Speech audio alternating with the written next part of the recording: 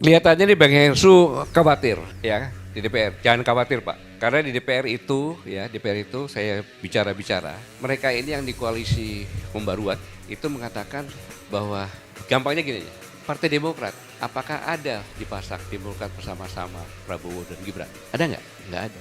Demokrat dengan Prabowo. Yang lainnya sama, nggak ada. Saya tanya kenapa?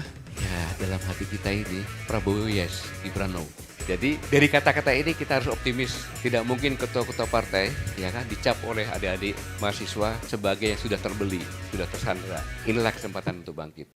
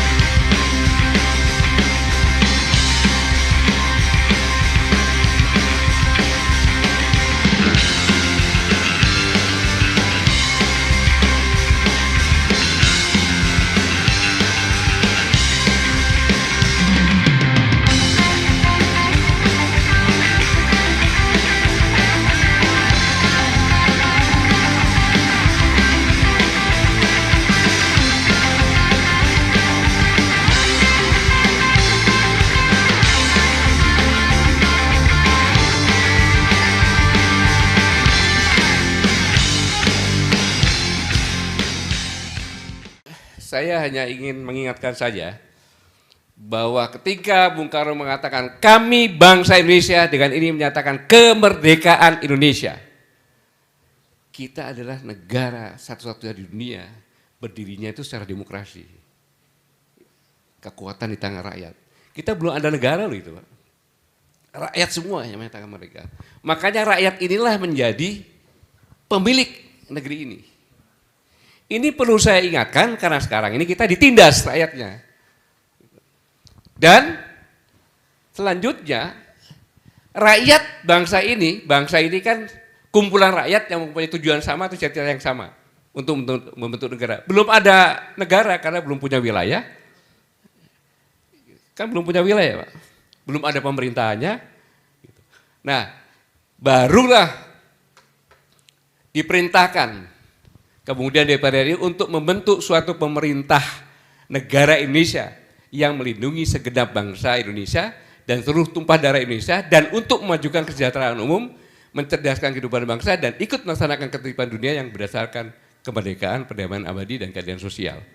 Jadi pemerintah yang dibentuk ini adalah untuk melindungi segenap bangsa. Rakyatnya ini yang dilindungi. Kemudian melindungi seluruh tumpah darah. Tumpah darah maksudnya adalah setiap orang yang lahir itu kan pasti mengeluarkan darah. Jadi, tempat kelahiran bangsa ini. Ya udaranya, ya permukaan laut, dalamnya, dasarnya laut, di permukaan tanah, sampai dalamnya. Itu harus dilindungi. Karena itulah yang untuk mensejahterakan rakyat Indonesia. Sekarang seperti apa?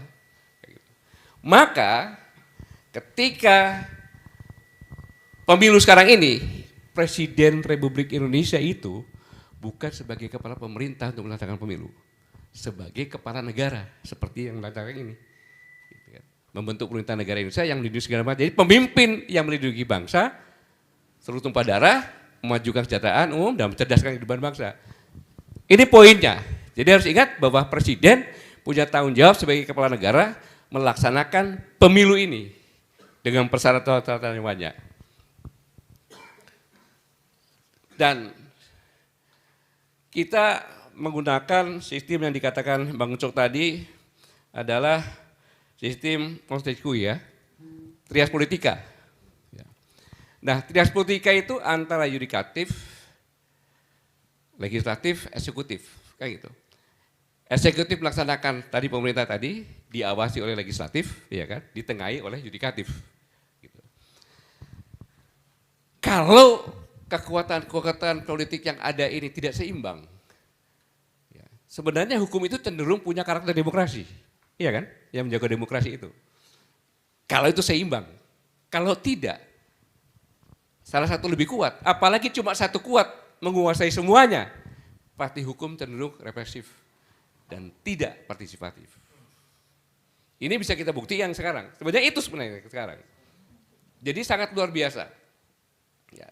Sangat luar biasa yang dikatakan Bu Husnul Saji dari awal, ya, bahwa itu sudah didesain 1 tahun lebih.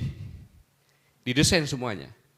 Mulai dari ketua partai tersandera sehingga hukum dibuat undang-undang begitu cepat kilat. Sudah tersandra, apa mau penjabarannya pasti dibuat. Kemudian merambah kepada yang paling tinggi, menguasai yudikatif yang paling tinggi dengan mengkawinkan adik iparnya dengan ketua Mahkamah Konstitusi. Maka selesai semuanya, undang apapun dibuat jadi dan semau-maunya.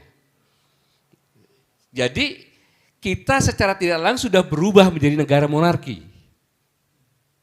Karena legislatif dipegang, yudikatif juga dipegang. Dampaknya sekarang, sehingga bayangkan KPU RI menerima pendaftaran Gibran sebagai cawapres pada 25 Oktober 2023. Kalau MK itu sudah jelas, saya dijelaskan tadi kalau saja sudah jelas ya. Dari segi apapun juga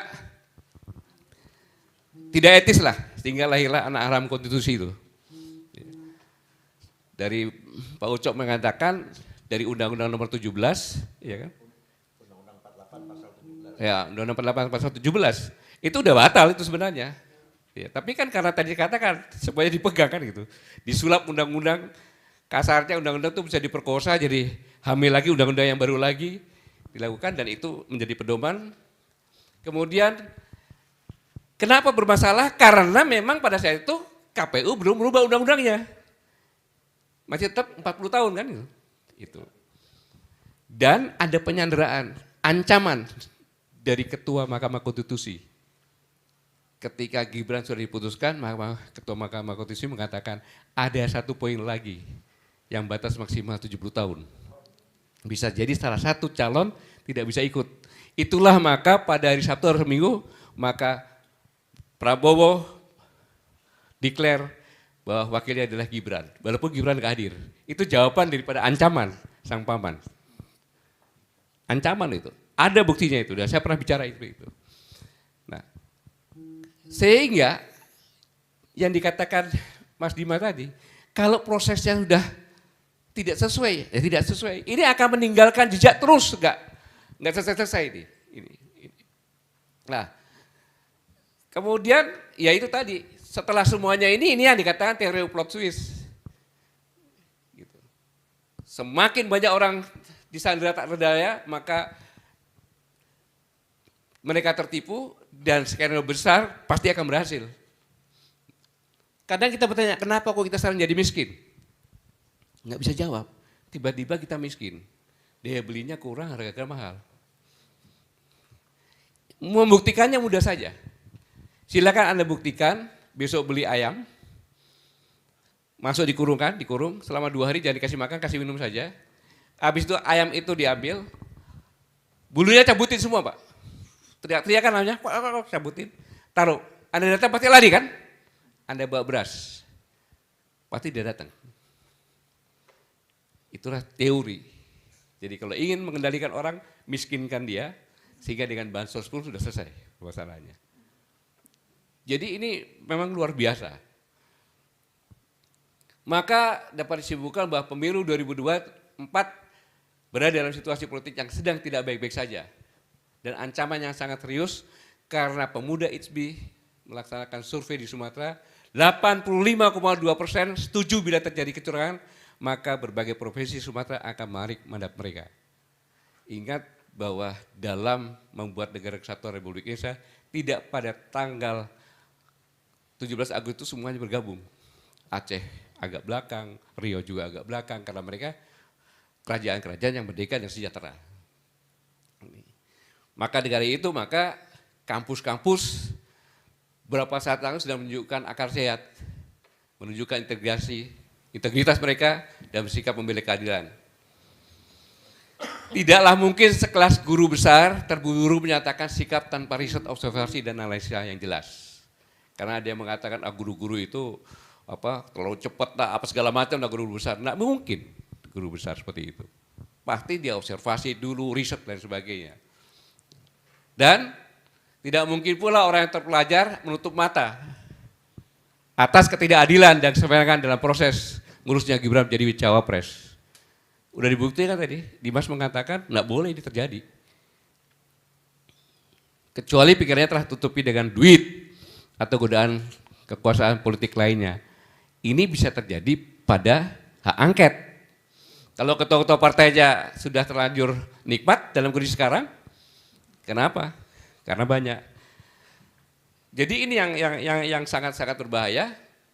Dan saya sedikit mencontohkan, Bung Karno itu jadi presiden dari 17 Agustus 1945 sampai dengan 67. Bu Megawati Soekarno Putri, anak presiden, 24 Maret 1999 jadi ketua partai. Dengan perjuangan sendiri, bukan bapaknya udah gak ada, udah meninggal. Dan 21 Oktober 99, yaitu 23 Juli jadi wakil presiden RI. Dan 23 Juli sampai dengan Oktober 2004 menjadi presiden RI. Dan Puan Maharani baru 1 Oktober 2019 jadi ketua DPR RI. Jadi nggak ada sangkut pautnya. Nah, kemudian Pak Harto 32 tahun, saat 1 tahun terakhir baru Mbak Tutut 14 Maret 98 hingga 21 Mei 98 jadi Menteri Sosial. Itu pun melengkapi KKN-nya kan, padahal cuma menteri, hak prerogatif presiden untuk ngangkat. Jatuh juga Pak Harto. Pak Habibie, nggak ada masalah. Presiden Abdurrahman Wahid, nggak ada masalah, namanya nggak ada yang ikut cawe-cawe, ya kan. Pak Bambang Susilo Bambang Yudhoyono, dari 2004 sampai dengan 2014, 10 tahun juga. 2014 itu Agus Harimurti itu masih pangkat mayor, kasih obrigi pelindung 17. Itu suatu hal yang sangat biasa. 2018 Komandan Batalion, sangat biasa karena dia udah letkol. Setelah turun, baru 2017 Cagup Pilkada DKI dan tidak berhasil. Bapaknya sudah nggak ada itu, bukan presiden. Kayak gitu. Lewat 15 Maret 2020 Ketua Partai Demokrat dan baru kemarin 21 Februari 2024 menjadi menteri. Akhirnya diantar ruang, entah ikut cawe-cawe. Ini adalah tauladan dari presiden-presiden yang sudah meninggalkan jejak menjadi presidennya. Tidak mengorbankan harga dirinya, kehormatannya hanya untuk keluarganya. Tapi Presiden Joko Widodo di akhir jabatannya ini dengan berbagai luk-luk yang 3 periode segala macam, Gibran anaknya, ya kan, dipaksakan dengan berbagai cara, baik pelaksanaan pendaftaran sampai dengan pelaksanaan yang tadi dijelaskan oleh Pak Koto tadi. Ini yang sangat luar biasa. Tetapi saya ingin menjelaskan, tolong disorot ini ya, agar publik tahu bahwa Undang-Undang APBN disahkan tahun 2024 ya.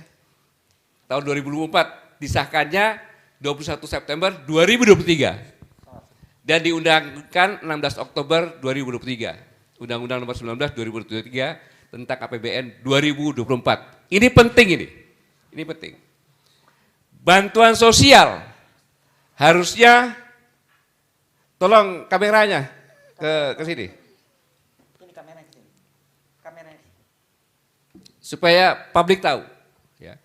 Bantuan sosial harusnya berakhir pada November 2023.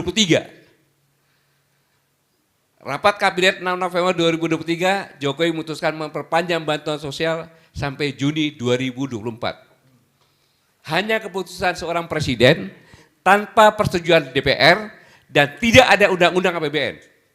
Bisa dia buat harusnya undang-undang APBN, P ya, perubahan. Ini tidak. Bayangkan. Dari ini saja sudah melanggar. Kemudian perpanjangan bantuan sosial ini tidak ada dalam APBN 2024 karena sudah diputuskan. Setelah APBN Undang-Undang pada 16 Oktober 2003, artinya pemberian bantuan sosial melanggar Undang-Undang APBN dan Undang-Undang Keuangan Negara. Dua sekaligus yang dilanggar. Ini fakta. Kalau dikatakan saya membuat berita bohong silahkan. Oleh karena itu Bu Sri Mulyani mengambil anggaran bansos dari kementerian dan lembaga lainnya yang dinamakan automatic adjustment sebesar 50,2 triliun. Itu kalau tidak salah disapu rata tiap-tiap kementerian 5%. Ini pun tidak boleh. Bu Sri Mulyani mengatakan alokasi anggaran bantuan sosial yang terindikasi kuat melanggar undang-undang ini atas perintah Presiden Joko Widodo. Firm itu. Dan alokasi anggaran bantuan sosial dari kementerian dan lembaga lain melanggar pasal 15 ayat 5 Undang-Undang Keuangan Negara nomor 17 tahun 2003 yang berbunyi APBN yang disetujui oleh DPR terinci sampai dengan unit organisasi, fungsi, program kegiatan dan jenis belanjanya.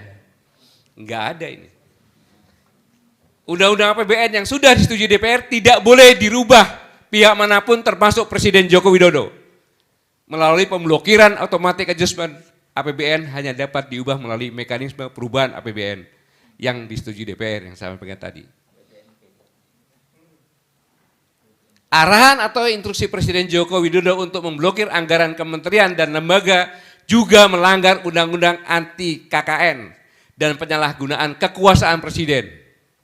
Karena keputusan Presiden Joko Widodo untuk memperpanjang bantuan sosial secara mendadak ini bermotif politik dan nepotisme untuk mendongkrak elektabilitas dan memenangi Gibran. Artinya bantuan sosial dadakan tersebut sama sekali bukan untuk kepentingan masyarakat. Mengapa? Karena itu Joko Widodo terindikasi kuat juga melanggar pasal 5 ayat 4 Undang-Undang nomor 28 tahun 1999 tentang penyelenggaraan negara yang bersih dan bebas KKN. Setiap penyelenggara negara wajib untuk tidak melakukan perbuatan korupsi, kolusi, dan nepotisme. Menurut definisi pasal 1 angka 5 nepotisme adalah setiap perbuatan penyelenggaraan negara secara melawan hukum yang menguntungkan kepentingan keluarganya dan atau kroninya di atas kepentingan masyarakat, bangsa, dan negara. Masuk juga ini, itu barang. Pemberian bantuan sosial dadakan Joko Widodo termasuk perbuatan melawan hukum yang menguntungkan kepentingan keluarganya, anaknya, dan kroninya. Presiden Joko Widodo juga diduga keras melakukan penyalahgunaan wewenang kekuasaannya dengan memaksakan memberi bantuan sosial sampai Juni 2024 tanpa ada mata anggaran di dalam APBN 2024. Enggak ada itu, Pak. Enggak ada. Keberanian yang luar biasa itu. Nomor 15 ya. Ya? Udah masuk, Pak. Selanjutnya, pasal 3 Undang-Undang nomor 31 tahun 1999 tentang pemberantasan korupsi berbunyi, setiap orang yang dengan tujuan menguntungkan diri sendiri atau orang lain atau suatu korporasi menyalahgunakan kewenangan, kesempatan atau sarana yang ada padanya karena jabatan atau kedudukan yang dapat merugikan keuangan negara atau perekonomian negara dipidana dengan pidana penjara seumur hidup atau pidana paling singkat 1 tahun dan paling lama 20 tahun dan atau denda paling sedikit 50 juta dan paling banyak 1 miliar. Terakhir, pemberian bantuan sosial untuk presiden dan menteri lainnya tanpa melibatkan Kementerian Sosial melanggar tugas pokok kementerian dan termasuk penyalahgunaan kekuasaan. Lengkap sudah, Pak.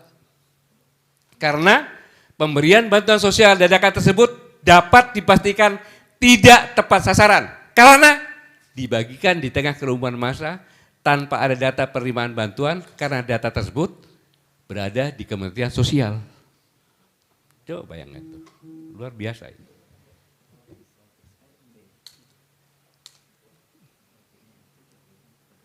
Jadi sangat-sangat luar biasa, ya saya katakan semua yang dilakukan tadi rangkaiannya jelas cacat moral. Mengapa itu dilakukan? Nah ini dia, Bu Gusnul. Jadi jangan nyalakan quick count, real count jangan. Nah, saya minjem kata-kata Profesor Dahlan Iskan. Yang terjadi sekarang ini adalah kebenaran baru.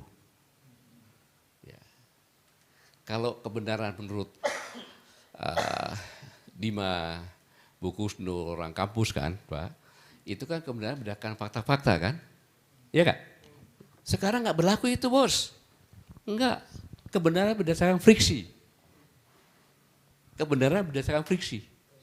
Yang dilakukan quick count kan friksi itu. Mana ada 800.000 sekian cuma 2.000. Sekarang kalau quick count itu berani, dia menyampaikan saya berdasarkan saya ambil sampel dari 2.000 TPS, sebutkan TPS-nya. Iya dong, sebutkan TPS-nya. TPS mana-mana saja. Nanti kita bisa lihat, benar nggak itu? Kalau kita sebutkan itu, kita bisa langsung cek itu Pak. Iya. Iya. Yang sangat disayangkan sekarang, harusnya saya ini tidak ikut paslon mana-mana ya. Harusnya paslon 1, paslon 2, paslon 3, buat yang sama. Berdasarkan data fakta yang ada, sebutkan TPS-TPS-nya, bisa mengecek. Itu perbandingan, sudah selesai.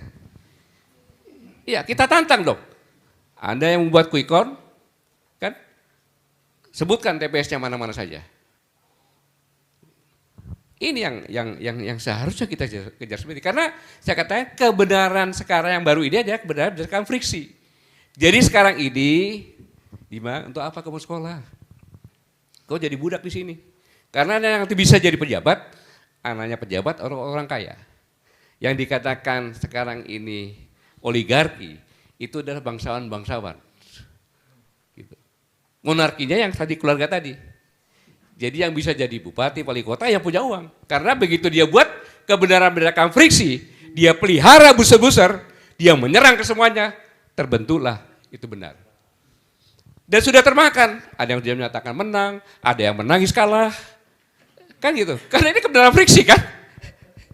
Ini kebenaran yang terbaru sekarang ini sangat luar biasa. Sudah gila ini negara ini. Kalau kita percaya dengan kebenaran-kebenaran seperti ini. Ya kan dengan framing, kemudian tambah buser-buser yang banyak, ada orang cekat serang lagi. Karena sekarang Pak, banyak anak-anak muda sekarang juga sebagian orang tua juga, sudahlah terima aja, sudah menang kok. Saya kadang-kadang sedih lihat dengar seperti itu. Ini kok udah ikut-ikutan gila negara ini gila. Kan gitu. Sudah mengatakan seperti ini. Ini kan suatu hal yang, jadi kita kemakan friksi seperti ini. Maka kita bicara seperti ini, kita sama-sama mengobati yang sudah mulai gila-gila ini mudah-mudahan cepat sembuh gitu loh. Dengan fakta-fakta yang ada. Ada Pak Goto segala macam. Jadi kesimpulan yang saya sampaikan, saya ucapkan terima kasih. Dengan diskusi tadi kalau kita lihat semuanya, kita bisa melek semuanya. Hanya yang saya katakan tadi 10% saja yang sarjana ini yang bisa benar-benar mengerti atau ditambah 30%, 40%. Yang 60% ini adalah kewajiban kita semuanya, tokoh-tokoh masyarakat menjelaskan kepada masyarakat semuanya. Karena kalau tidak, tamat sudah. Kita kembali kepada negara monarki lagi dengan bentuk yang terbaru.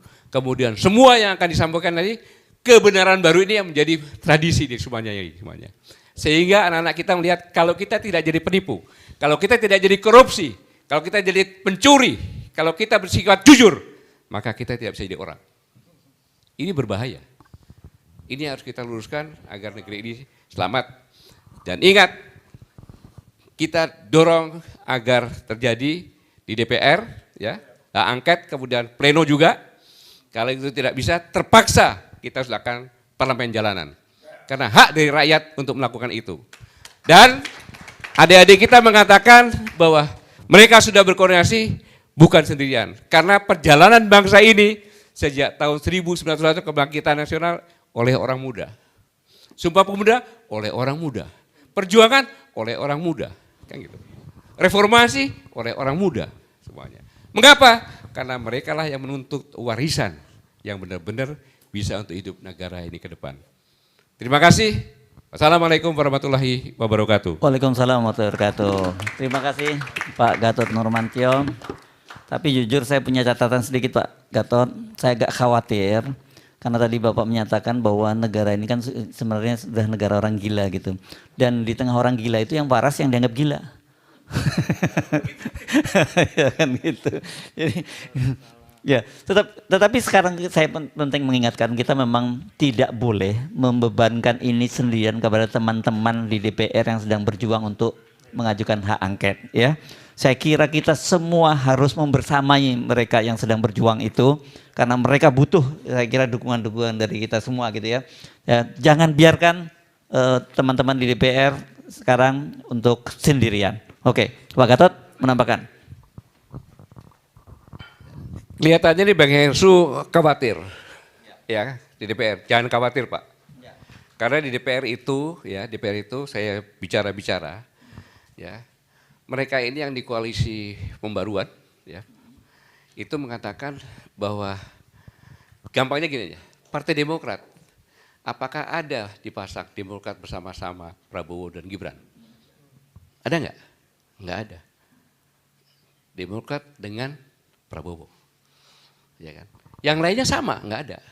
Saya tanya kenapa? Ya dalam hati kita ini Prabowo yes, Gibran no. Partai-partai yang saya dengar dari kader-kader partai ya, itu seperti itu. Kenapa? Mbak, Prabowo yes, Gibran no. Jadi dari kata-kata ini kita harus optimis. Tidak mungkin ketua-ketua partai ya kan dicap oleh adik-adik mahasiswa sebagai yang sudah terbeli, sudah tersandera. Inilah kesempatan untuk bangkit. Begitu Bang Suji, jangan takut ya. Oke, terima kasih. Cukup melegakan ini insight information dari Pak Gatot, tapi tetap saja kita harus terus mengawal ya.